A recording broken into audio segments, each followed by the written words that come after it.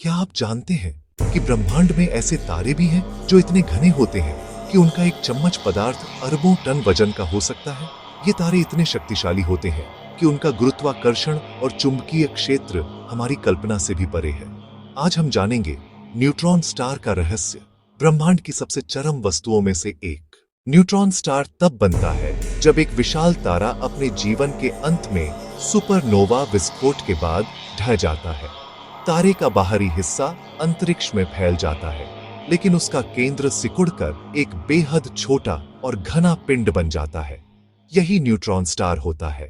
Neutron star एक ऐसा पिंड है जिसमें पदार्थ इतनी अधिक मात्रा में दबा हुआ होता है कि परमाणुओं के अंदर के कण आपस में मिलकर लगभग पूरी तरह न्यूट्रॉन बन जाते हैं। इसका आकार केवल एक शहर जितना हो सकता है, लेकिन इसका द्रव्यमान हमारे सूर्य के बराबर या उससे भी अधिक हो सकता है।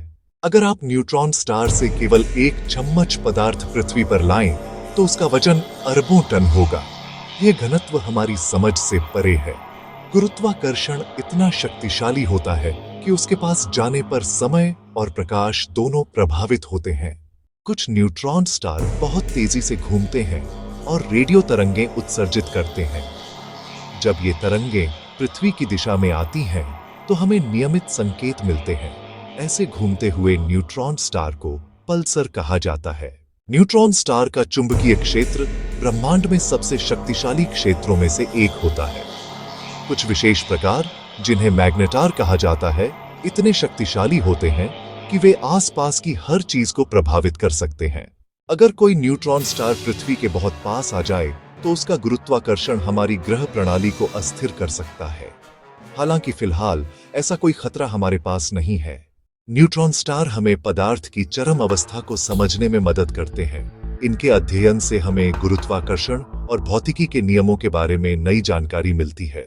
भविष्य में नए टेलीस्कोप और अंतरिक्ष मिशन न्यूट्रॉन स्टार के रहस्यों को और गहराई से समझने में मदद करेंगे। न्यूट्रॉन स्टार हमें यह दिखाते हैं कि ब्रह्मांड कितना शक्तिशाली और रहस्यमय है। यह रहस्य आपको पसंद आया हो तो वीडियो को लाइक करें, सब्सक्राइब करें और बताइए अगला कौन सा अंतरिक्ष विषय देखें।